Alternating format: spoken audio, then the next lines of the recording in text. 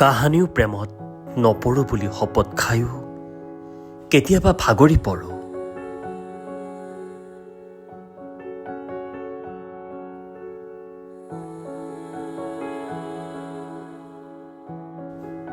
কাহানিও তেওঁৰ কথা নাভাবো বুলি নিজক বুজায়ো কেতিয়াবা হাৰ মানো।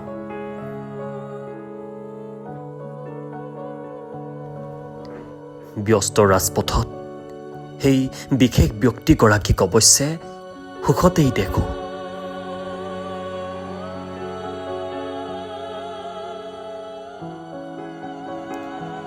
অৱসাদবোৰ আঁতৰাই মোৰ একোথলীয়া ভাড়াঘৰটিত কিয় জানো তেওঁৰে প্ৰতিচ্ছবি অনুভৱ কৰোঁ।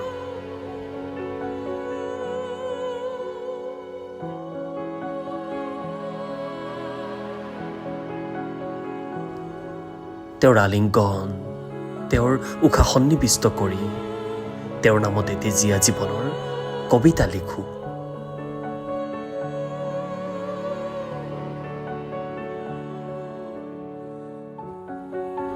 এৰা বহু বছৰৰ আগৰ ডায়েৰীৰ পৃষ্ঠা খুলি মৰহি যোৱা গোলাপ ফুলপাহ হাতত তুলি দেখোঁ এতিয়াও সেই একেই শিহৰণ, একেই আৱেগ আৰু একেই যেন সুবাস। যি সুবাস ভাল পোৱাৰ, যি সুবাস প্ৰাপ্তিৰ, আৰু যি সুবাস আমাৰ বিচ্ছেদৰ।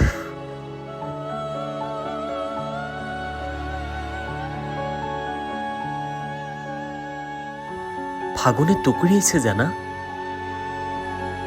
ঘৰৰ মুধচত যোনে কান্দিছে।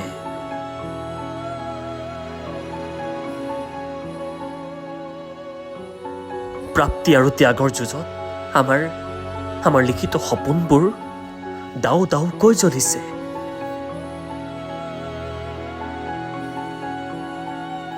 কথা নাছিল ন আমি কাহানিও বিচ্ছেদ হোৱাৰ, কথা নাছিল ন আমি কাহানিও অচিনাকি হৈ ৰোৱাৰ।